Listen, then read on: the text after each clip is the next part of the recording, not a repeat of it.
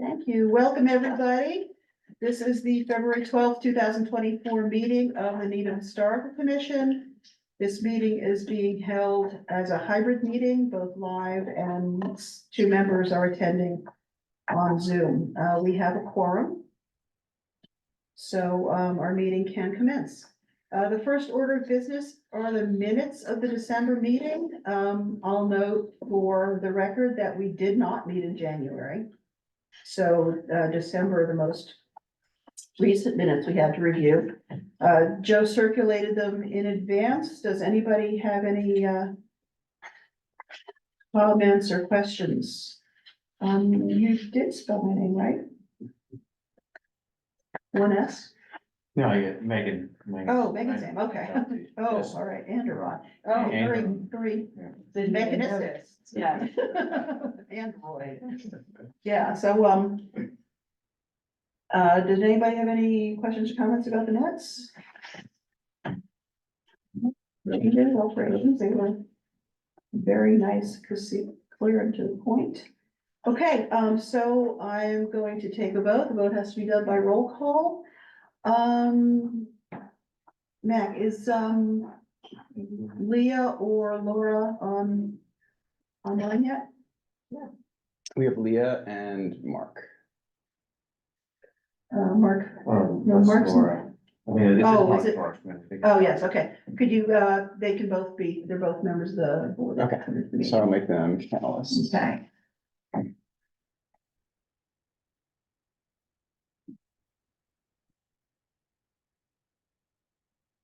Okay, I'm gonna note that Leah Volkovich-Forty and Laura Dorfman have joined us on Zoom.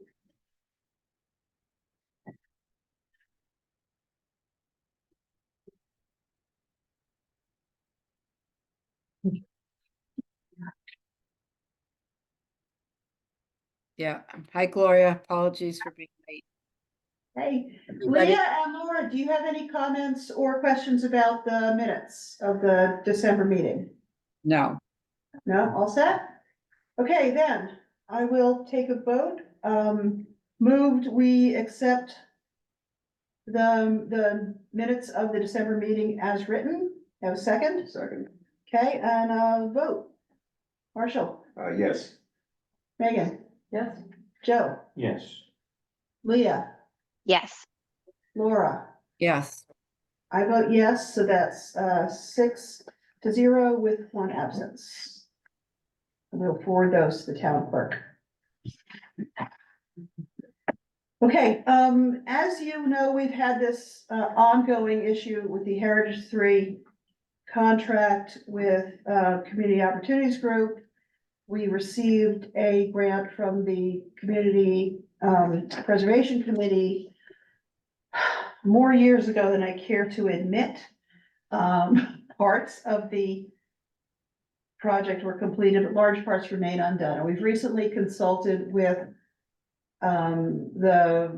the Assistant Town Manager for Finance, Dave Davison, and Laura, please, you got the details of this, I think, better than I do, so correct me if I'm wrong. We have about $14,000 unspent, and we have to commit to spending it or we have to spend it by August, is that right? Or it has to go back? my memory's fuzzy, but yes, Yeah, that, we essentially have to decide whether we're gonna complete the project within the parameters originally stated, within the budget originally stated, which is the remaining $14,000 by August, or the money gets returned to the Community Preservation Committee for another purpose.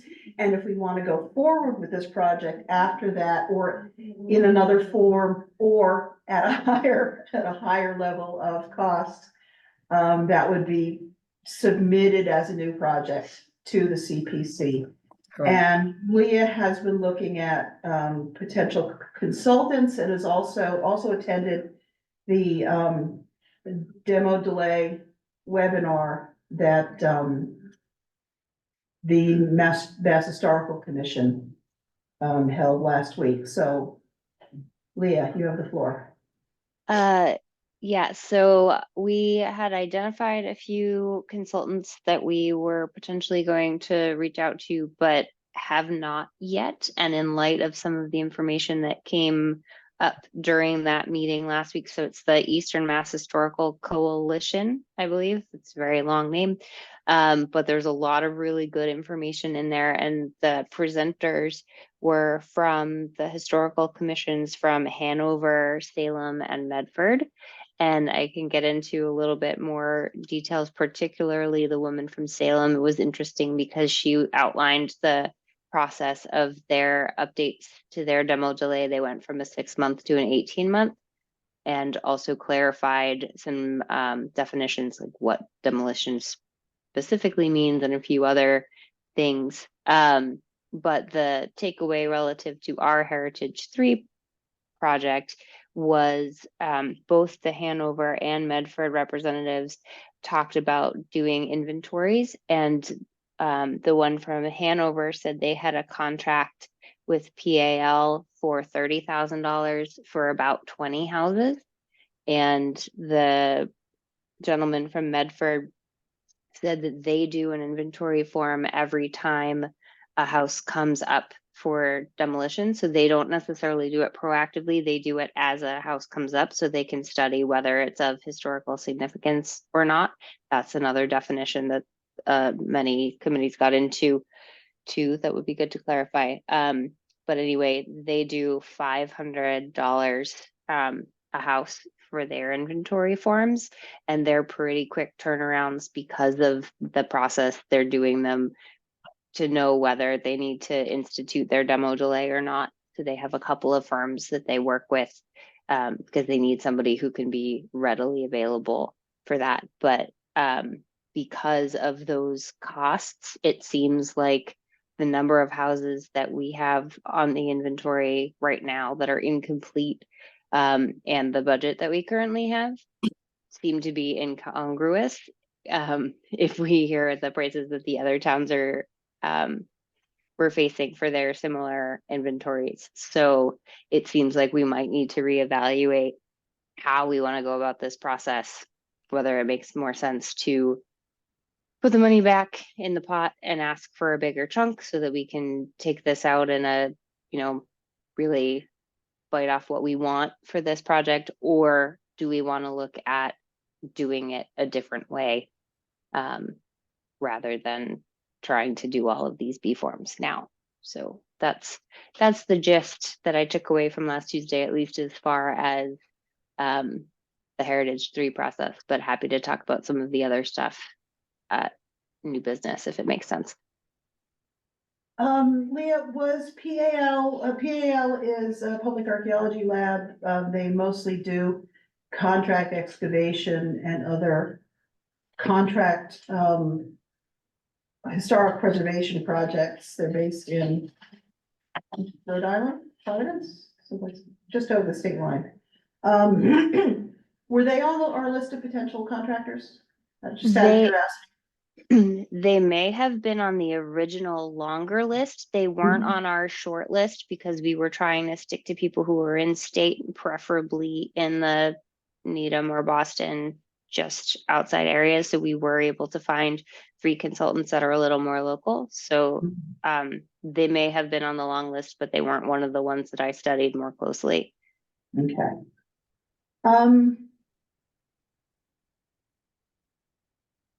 I would like some discussion. I'd like your opinions about this project and about going forward. I know that at this point, I think Leah and Laura have done the most work on looking at what's been done so far and what the prospects are, but I am not optimistic about completing it with the amount of money we have and the time frame that we have, and that it might be worthwhile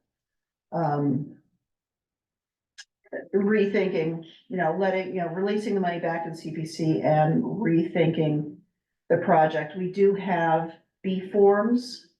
They do need work, but they exist. So a lot of that research has been done, and I think we can do some revision and probably some additions to the inventory with the work we already have, but I think a more complete job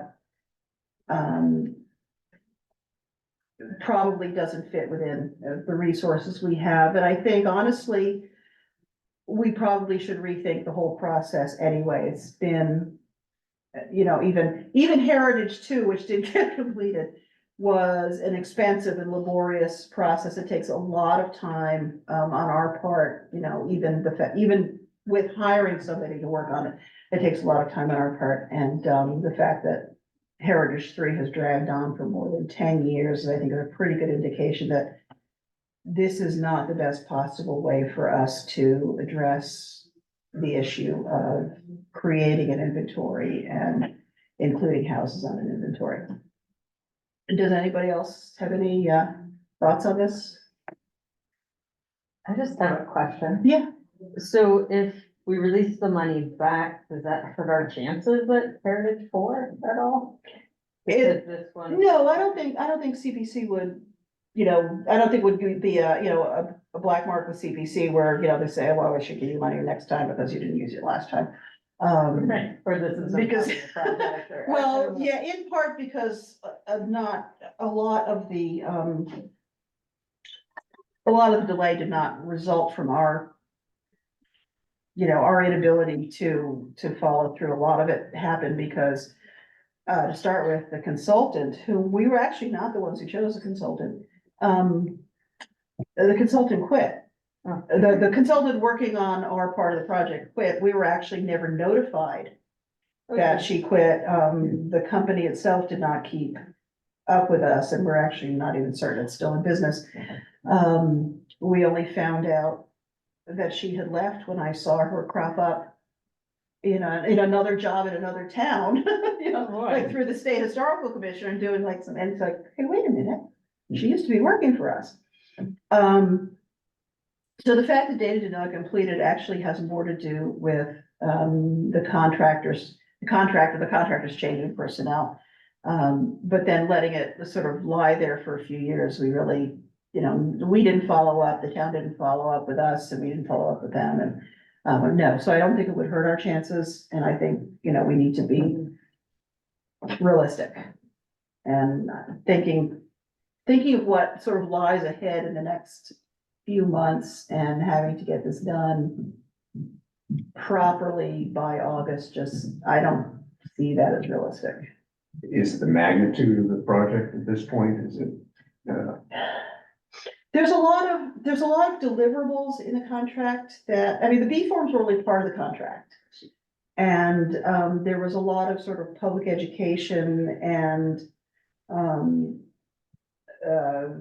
literature pieces that, that were never even approached, a preservation plan, some marketing and PR materials that we could use to go to people, both people who, who had historic houses that we might want to put on the inventory, and, people in town who want to know more about what this involves. If you wanted to go to town meeting, for example, with a proposal, this would be, the kind of information that we would want to send to town meetings. They understood the value of the inventory and the process of the inventory. None of that had even been begun. So we have draft fee forms that need a lot of editing and none of the other deliverables. And one of the conditions for using the funding that we still have is that we're pursuing the same contract. Not just using it to do some stuff, but to complete the job that was agreed to. And over time, that job has just gotten a lot more expensive. Yeah, I think $14,000 doesn't seem like terribly it's not like gonna go that far? when you go that far, particularly next month. I would echo your position with, That makes sense. sending it back and then putting forth a more full proposal for Heritage for it. Laura and Leah, do you have any comments? Anything you want to say about this? I do. Mhm. I agree that, hold on, I'm trying to lower my hand. I agree. I mean, things have changed a lot, right, in 11 years. So obviously prices have changed, and also the general perspective on housing in this town has changed a lot, right? So I personally think we need to start thinking a little bit more globally about this and involving other stakeholders in conversations like, you know, preserving homes and, you know, we have our inventory, but we have a delay that's meaningless basically for 6 months. We need to maybe think about other types of delays besides just historical delays. And that's part of this whole, all the, you know, the MBTA issue and the HONE work that's going on. I'm not saying that's in our purview, but it's definitely related. And maybe the time spent on this should be better spent on just being more, not operating in our silo. Not to say that we always do that, but to be part of a bigger conversation. Because demo delay bylaws can do a lot. And for historic homes, they can do things like the town of Medfield has imposed where they want a demo delay plan. They want the builder to prove that they've done everything to save even a piece of the house, right? We just issue it. We don't ask questions. We don't ask for anything. We can definitely beef up our requirements that way. And I just don't know if our, like, as I said, our efforts focusing on updating these inventory cards are as well spent as would be a more open communication with other housing influencers in the town. And then from there, we can come up with, okay, what are the priorities here? What needs to change? Definitely as it affects historic homes, but also if we impose a delay of, say, 50 years, right? So anything over 50 years old has to come before the Historic Commission. Because there are homes that are not from the 1880s that are relevant. So that's just my 2 cents. No, thank you, because I think we do need to have a much broader discussion of, the demo delay bylaw and whether it's working, it's not.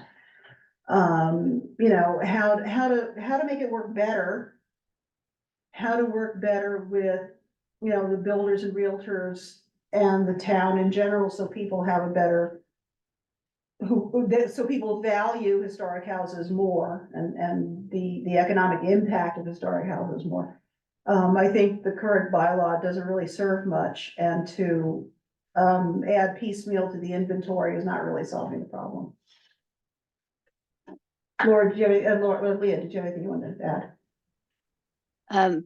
Pretty much that I agree with what's been said so far, that I think it makes sense to step back a little bit. And, you know, a lot has changed, not just the value of money and the cost of this project, but just like Laura said, how we think about the housing in town and how other people are approaching it. And heck, I think there was something in that original contract about like producing DVDs or something. That's how obsolete this contract was, is the technology that nobody uses anymore was one of the deliverables. So I think it makes sense to rethink the whole thing and something that's a little more relevant for us and the town today. Okay, I am going to propose a motion then. I have one question. Oh, I'm sorry, yeah. What could we do that wouldn't require changing the bylaw? Or would we have to go to the town meeting to change the bylaw to add, I don't wanna say hurdles, but additional requirements? Yes. To Laura's point of whether it's 50 years or 60 years, or adding any home in this town that's gonna be demolished that's more than 100 years old has to come to the Historic Commission. Any home on the inventory that's more than, you know, so like, it's not such a, you know, any home period, but like any home that's more than 100 years old absolutely has to come to the Yeah. Historic Commission. I mean, is that hurdle too high to add? I mean, I think you'd say 30 years. Sorry, or Jeff 40 isn't years. here because he's Yeah. got most of the bylaw at his fingertips. Yeah. Um, I don't think so, given what's happening, honestly. yeah, but I don't think putting houses on, how to put houses on the inventory is part of the bylaw. No, I think just being on the inventory is where the bylaw begins, and we have a process, that involves. Our process was based essentially on, fairly subjective criteria for what we, houses that we thought had, yeah, historical significance. We would document those reasons, we would document the history. This is one of the reasons it's so laborious, do a deed search, the history of the house, anything known about the owners. be a great thing for But- anyone who is interested. Sorry? But I think, yeah, I think it's really been a process pretty much driven by the commission, and that would be a question for town council is, do we have control over how houses get onto the inventory? Or is that part of the state's enabling law? That might be part of the 40C or whatever, the 40D, I think, is whatever the law is that creates the historical commission demolition delay process itself. Certainly the review and delay process is in the town bylaw. We can't change that. We can't say, let's just go for a year instead of 6 months. That does. have to go. We can propose language to change the bylaw. I mean, that doesn't We can have, change, we can petition for a change of the bylaw. We can go to the select board and have that discussion. And I think that's probably a discussion we do need to have.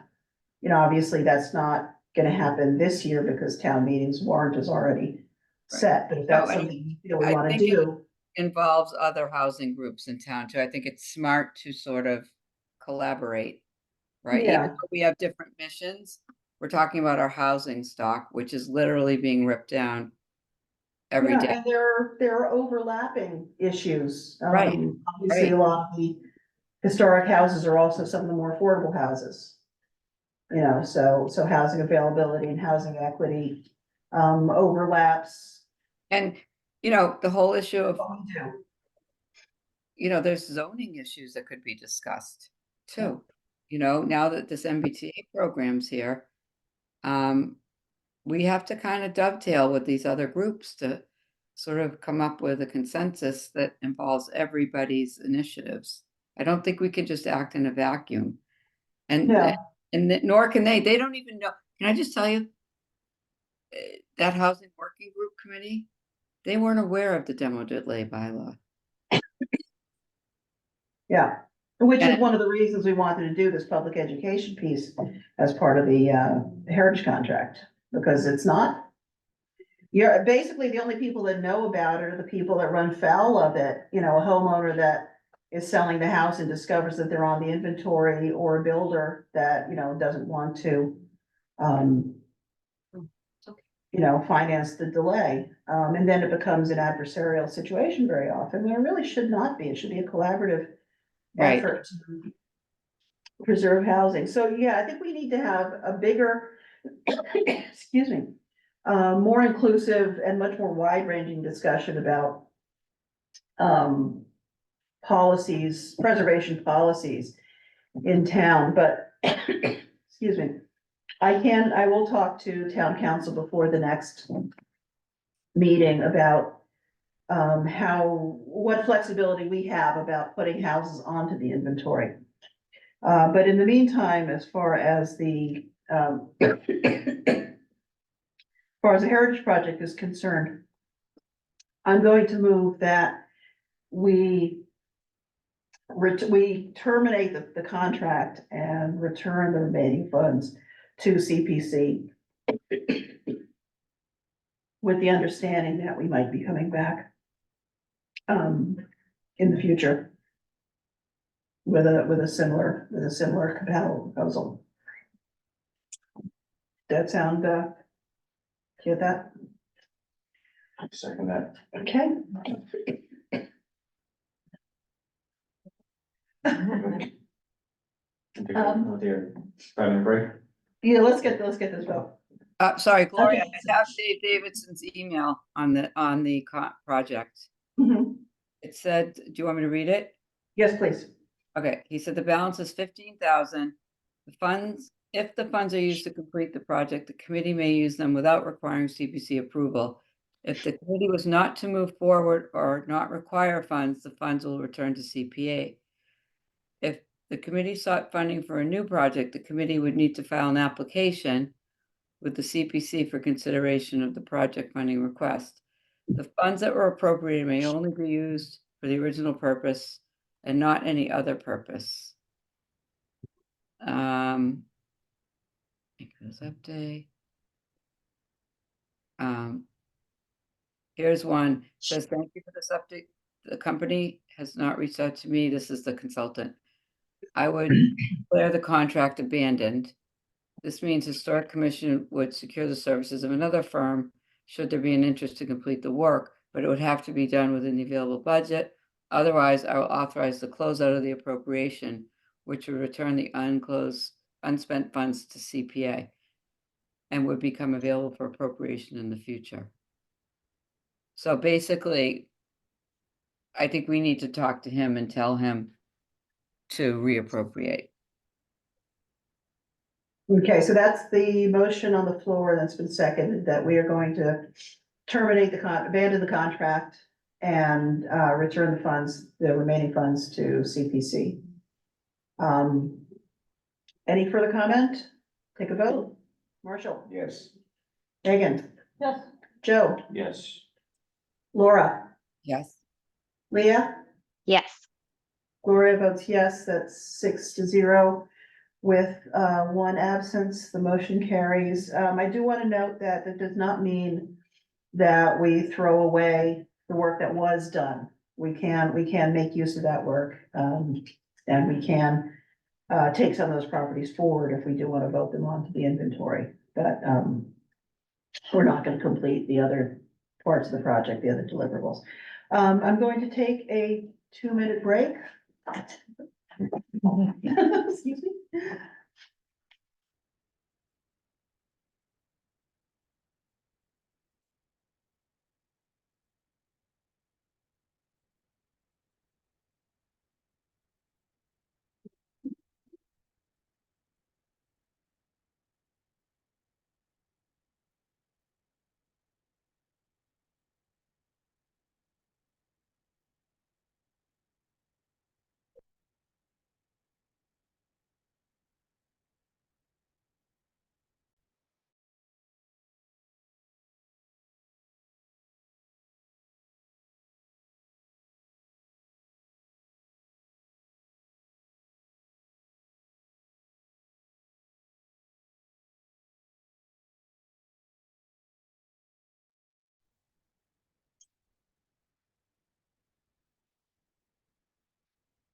So we're on the subject, maybe we should just go to the next one before we go back to the Historic District's proposal, which is adding.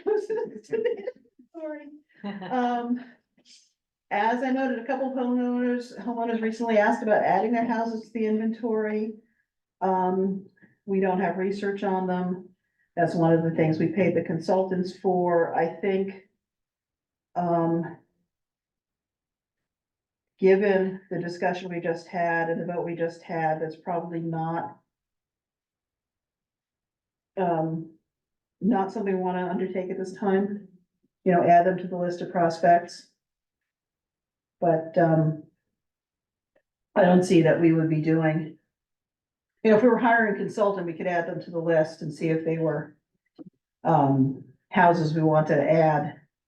But at this point, without any information about them, and without the date on the houses, and without the ability to create the B forms, I don't see that going forward.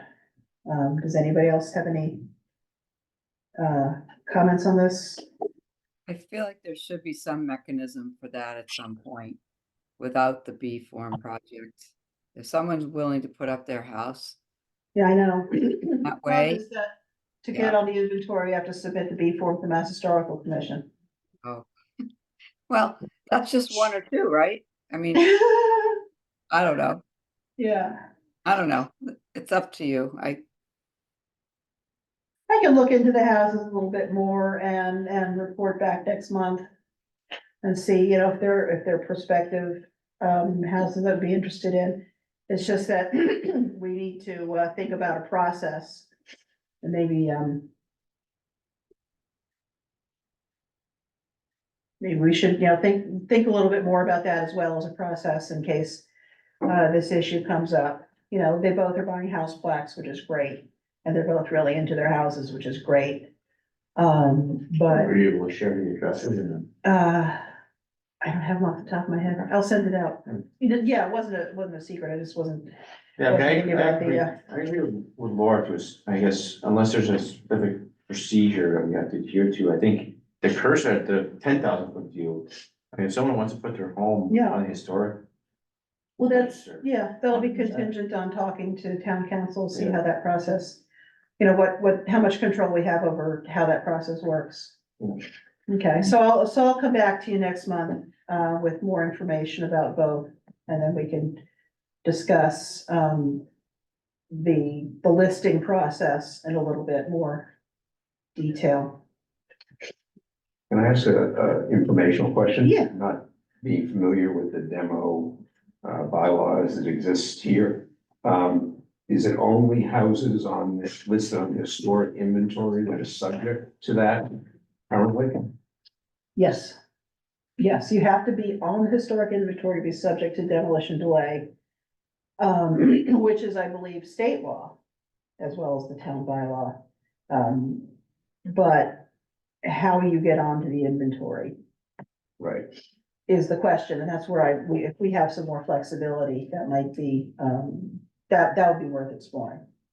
So you can't change the bylaw to set a time period for houses that need to be reviewed? They have to be on the inventory? Yes, they have to be on the inventory to trigger the demolition delay review process. right now, but we can, Right now, yeah, I It mean, can, if you change the bylaw, you could Correct. change, you can set a time period, 100 years or. yeah, well, yes, you could do And- that, but you might not have to do. I believe the bylaw starts with the houses on the inventory, you know, because the house is on the inventory, Right, then. then it triggers. So the question, that we'll discuss next time after I've had a chance to talk to town council is Are there ways to the facilitate ways to getting onto? put houses, you know, do we need to go through this process we've been going through? Or can we find some other way of getting houses onto the inventory? You know, do we have the authority to create say, 100-year, you know, an automatic Or do you have 100-year to, or list, you have to change the or bylaw? do we have to change the bylaw, or is that something town meeting, you know, so what that process is, I don't know. Well, I don't wanna But take it a that's- different But the demo direction, but- delay, yeah, but the demo delay bylaw basically starts with the understanding that the house is on the inventory. we can look at it, it's online. Basically, you know, and again, as I said, we shouldn't do this in a vacuum, but we could Yeah.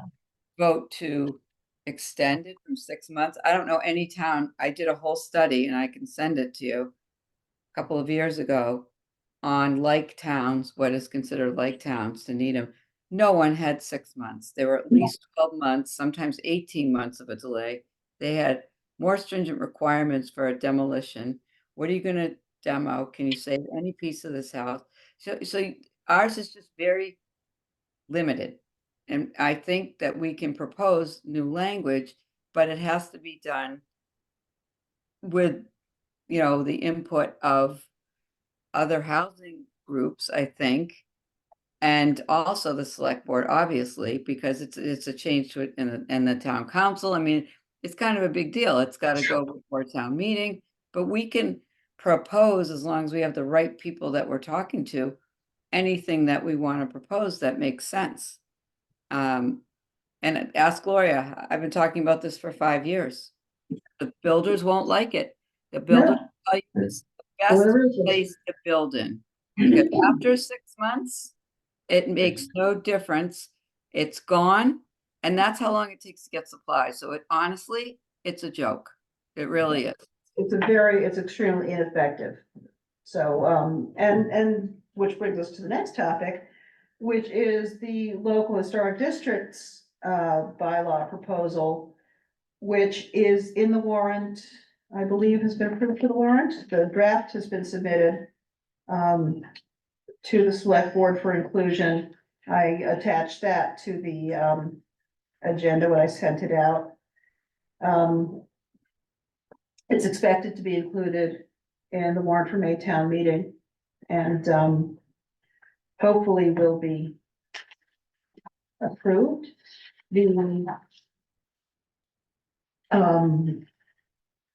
proposal itself is for the creation of the local historic district commission bylaw and the creation of a single house local historic district, the single house being number 3 Rosemary Street, the 1779 Jonathan Kingsbury house. It's the 11th oldest house in town. It's the oldest house in Needham Heights, and it's represents also the Kingsbury's owned what is now basically Highland Avenue to Great Plain Avenue to Rosemary Lake to someplace up on Tower Hill. And it was a huge section of one of several huge sections of land that the Kingsbury family owned in the 16th and 17th century, I'm sorry, 17th and 18th centuries. When that goes forward, then we would have the prospect, if other owners were amenable of adding or creating new historic districts. A historic district can be as small as a single house, as this one will be, or it could be as large as. What you just described. Yeah, but also be as large as you want. Yeah, I mean, as large as you can get agreement. It's a process that is a lot stricter than the demolition delay. Once you're under the local historic district covenant, the rules become much more stringent. But like conversely, it's a much more collaborative process. Nobody can just grab your house and say, you're now a local historic district, tough, you have to abide by our rules. It's a process, and in fact, the district, every time you create a new district, you create a new district study committee.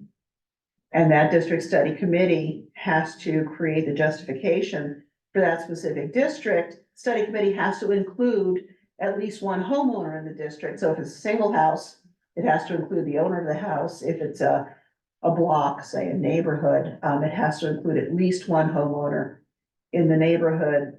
So it's not happening secretly, it's not happening behind anybody's back. It's happening with the cooperation and the understanding and the participation of the property owners involved. And so when it goes to town meeting, it goes to town meeting with their cooperation. Obviously, if you try to force through a local historic district for, say, this address through this address, and you walk into town meeting and every neighbor on that block stands up at town meeting and says, we don't want this, this was not done with our participation. We don't want this. Town meeting is not going to vote for it.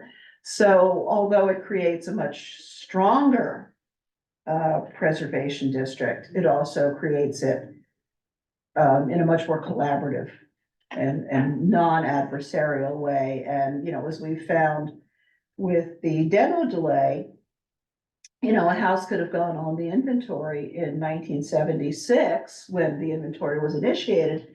5, 6 owners later, this person wants to sell the house to a builder, and, I didn't ask to be on this list. It's like, well, sorry, you're on the list, We try and keep homeowners notified, we try to keep realtors notified, but, we can't get every transaction and pass on this information every time. So there are people that, discover to their consternation that their house is now subject to a demolition delay. this would be a deed-based process as well. Once it's agreed to and town meeting agrees to it, it goes to the deed, it goes to the building department, it goes to the registry. So, that information is upfront when you're selling and buying the house. So it's not, so, you know, it's sort of in all ways, it's more inclusive and a much better mechanism. So hopefully that will become part of the preservation arsenal in town, but we do need to still address deficiencies in the demolition delay, because that will be a much more frequent process. Does anybody have did anyone have a chance to look through the warrant draft or have any questions about it?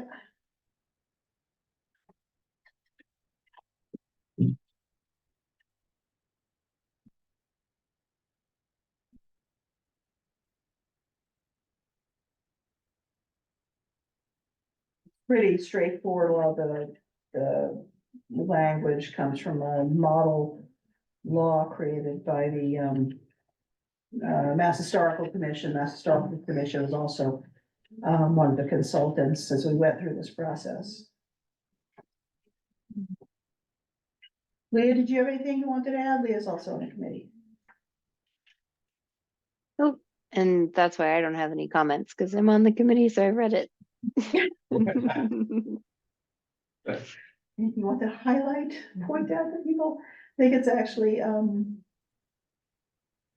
very useful. It's very straightforward. It's very. It's a low impact series of exclusions. You can, I mean, if you look at this, you know, you can define the materials, you can define the styles, you could be very, very rigid if you live in a town where, you know, the town should never, it's like Brigadoon, you know, should never ever look different from the day it was built in 1700, because, you know, every tourist in the world comes to see your 1700 little town, and everybody's property values are contingent on this town never changing. You might have a very strict LHD where, you know, you can't make any alterations that are visible from the street, and you can't paint any color but white, and all your roofs have to be slate, and you have to have moss growing on your chimney. I mean, you can do all this, but we're not doing that. We're not doing that to people. How much do we want to do? We're primarily focusing on demolition. Yeah, there's no, there are no restrictions on, you know, the types of windows or styles. You're not restricted to specific paints. It only involves parts of the property that are, visible from the street. It excludes all sorts of, you know, non-building features, landscaping and signage and things like that. And primarily it governs demolition. We're not interested in telling you how you have to paint your house and, you know, how you have to have it be a little flying amber forever. I think an interesting point that came up in the presentation last week was also about the definition of demolition and how much that is. So I think it was Salem had a 50% cutoff, and there was a lot of talk about what exactly is 50% and what are the critical aspects of the building that you can and can't change. And for Salem, there was a lot of focus on roof shapes, because there were a lot of things that developers wanted to do that was like completely changing the character of a historic roof shape to make it more modern. And because of some of the language they had in their updated bylaw, they were able to work with the contractor to preserve a little bit more of that character of the original shape. So I thought that was interesting because it was digging into the specifics a little more than we've ever talked about. And we really only talked about the entire demolition and taking down entire buildings, but, and maybe the historic district is more the place to focus on some of the characteristics, but, I just thought that was something that we could maybe think about in a bigger picture conversation for later is defining that percentage or looking at the roof specifically. Yeah, if you look at page 7 under exclusions, the things that are not included, that are excluded from review are, temporary structures, lighting, terraces, walks, driveways, storm windows, doors, color of paint, color of material used on roofs, reconstruction of substantially similar features. For example, if you've had damage or a fire, there is a provision in the previous section that new construction additions should be considered appropriate to the scale, shape, and proportions of the building. So it's not overly restrictive. It's an attempt to prevent the demolition of valued historic structures. And as I said, you can't just pull a house into the list. It has to go through this study commission, the study committee, warrant drafting and town meeting process in order to be implemented. So I think it gives us a good, strong tool and one that, would be used with discretion, because you're not gonna fight for trivial changes and try and stand in people's way. It'd be really in cases where the preservation of the house is significant. And Gloria, I think this is a great initiative. Hopefully it carries further into other larger groups of homes. I think adding homes to the inventory is great, but the most effective way to do this, the fastest way, is again, to look at our bylaws and to look at the demo delay bylaws. Because we can't wait 5 years for a bunch of historic people to decide they want their town to be a historic district. Those homes will be gone if we don't do something. Yeah. Yeah, but it is a separate conversation. We'll get this one. Hopefully we will be able to. I think this is pass great. one town meeting and then start the next initiative. I would also just like to shout out Laura, former committee member Don Lankowitz, and our sadly missed Rick Hardy, who passed away a little over 2 years ago, who really got this process going, got this process moving forward, got the select board interested and on board with it, and now we're really looking at the prospect of passing it, and that was a lot of work on your part.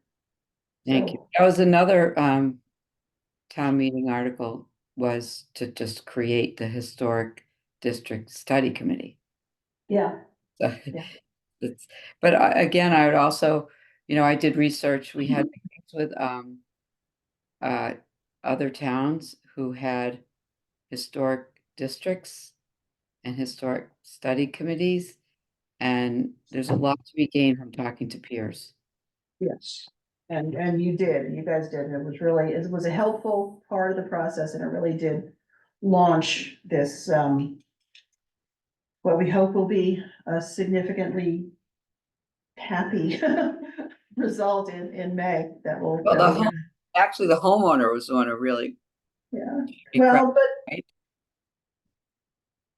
he was, but without talking to the select board and really getting them going, it never would have happened, and without starting the research on how it happens, we would not have gotten the homeowner on board either.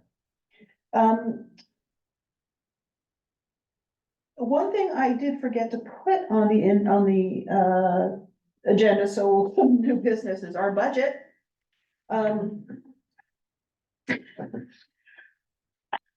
Town meeting gives us $1,050 a year for ancillary expenses. Now, our actual expenses, for example, the costs associated with a public hearing for demolition delay are actually carried by the town, so the notification of abutters and the notices that get mailed out and the notices that get posted in the paper. That's all carried out through the town manager's office. It doesn't fall to our budget. So it's really, money just in case. A lot of it's just bad money in case we need something. We very rarely spend it. And we go annually to the FinCom for the annual budget meeting and they say, why don't you ever spend your money? But, you know, but they keep us on the budget and, what it's really there for, and we did this once, in association with Heritage Two. It's for public outreach. And, for Heritage Two, we did a reception for historic homeowners. We had a speaker from the Mass Historical Commission talk about preservation resources. We had resource packets and gave everybody a copy of their B form. A lot of them had never seen their B form before. A lot of them didn't know they were on the historic inventory. So it was a really good opportunity to contact and, you know, give folks that had historic houses this big packet of information about their house and about the process and about historic preservation resources in Massachusetts. For many years now, since we started the Heritage 3 project, we had been thinking about doing a similar thing for prospects, you know, getting people on the list to, you know, to meet people who were prospects on the list and some other, resources. We talked about it for a while. It kept getting delayed. COVID came, it didn't happen. But, you know, as we start thinking about ways we want to change the bylaw, we might start thinking about ways we need to reach out to the public and, you know, get the information out there. So we have our $1,050 for the next fiscal year. We don't yet have a prospect for spending it, but it is there for us to use on public education efforts, and we should think about, you know, ways we might want to reach out. Either for the local historic district bylaw passage or ways to talk to the, you know, ways to talk to historic homeowners, prospective historic homeowners about historic preservation and the benefits of historic preservation in town. Were you able to keep within budget when you reached out to the homeowner? We did. We spent $600, I think. We actually, this tells you how long ago it was. It was easier for us to buy a small printer and print the packets than it was than to bring the stuff to Staples or FedEx. It saved us money. We did that and had this really cumbersome printer for a while. Does anybody else have anything they want to raise as new business?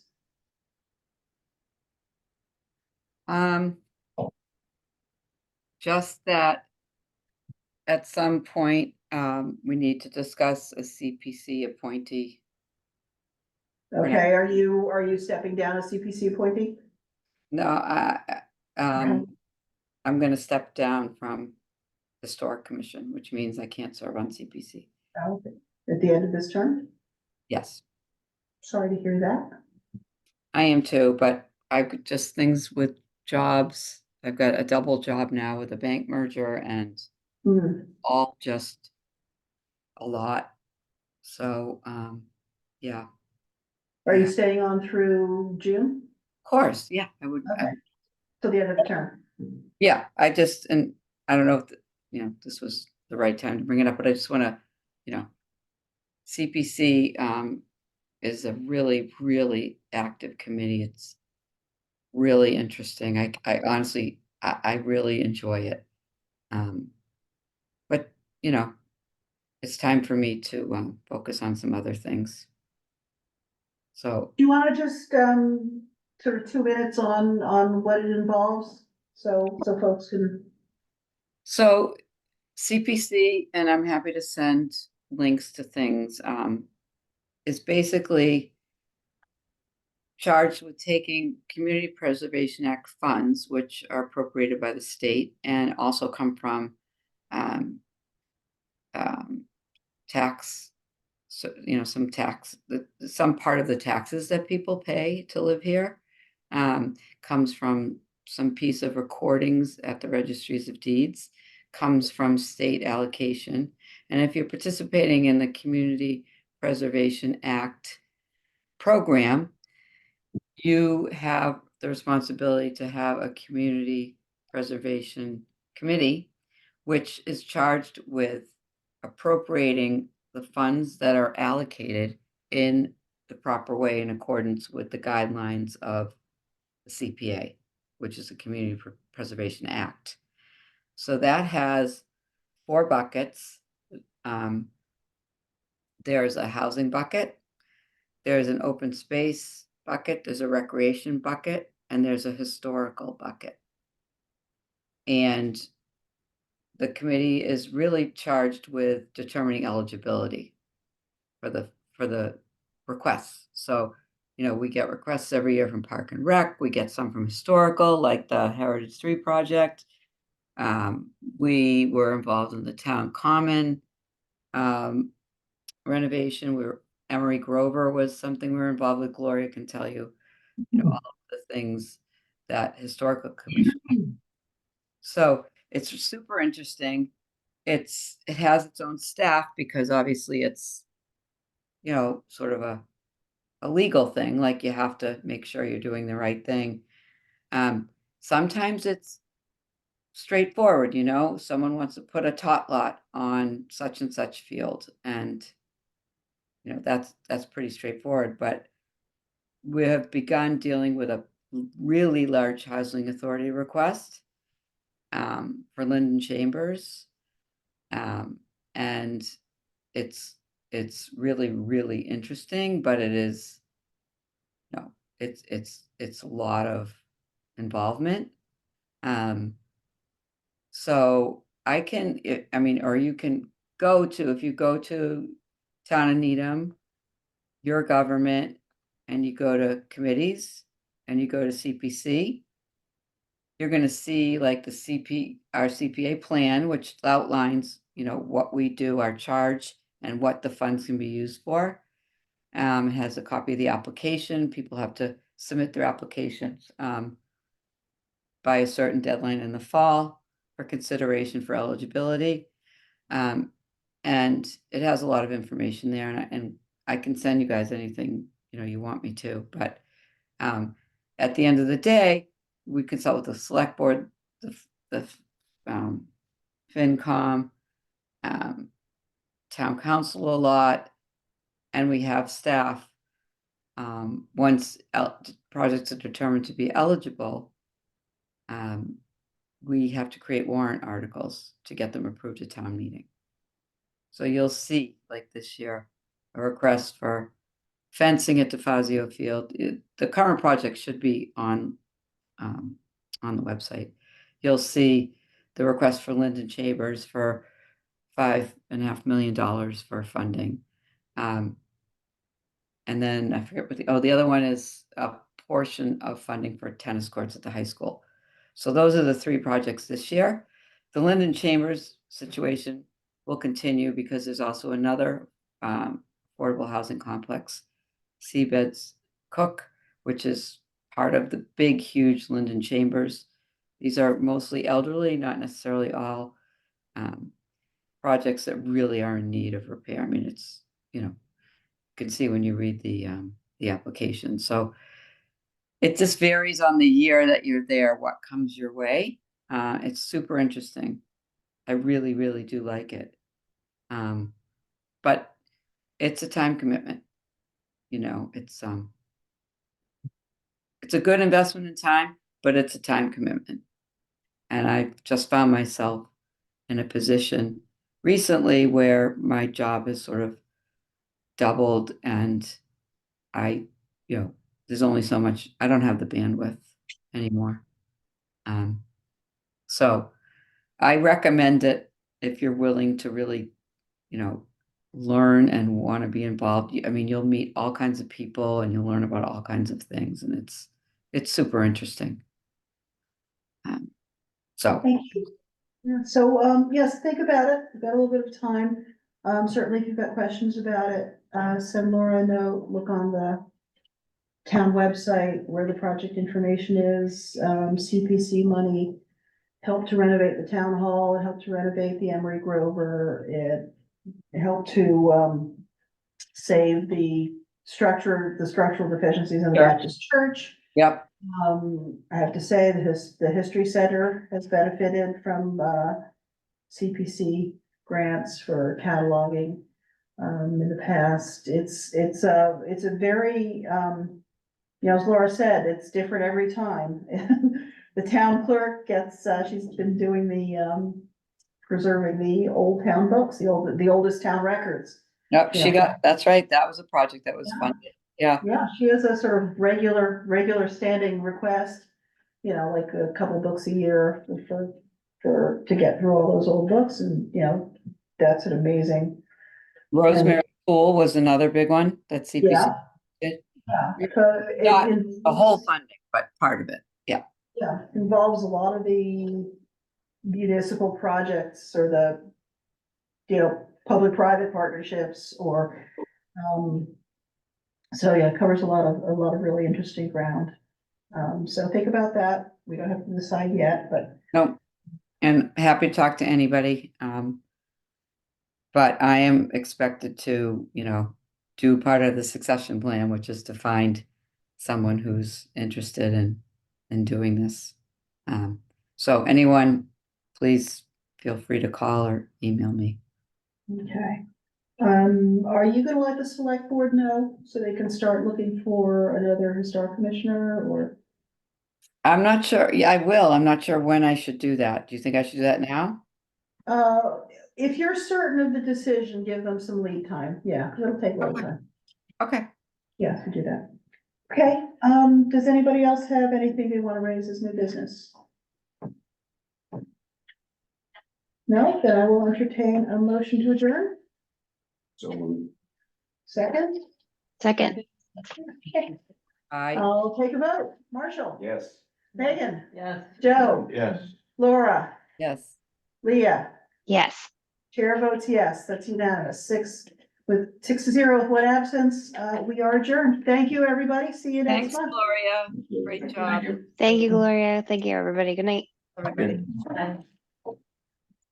Okay, so, I made an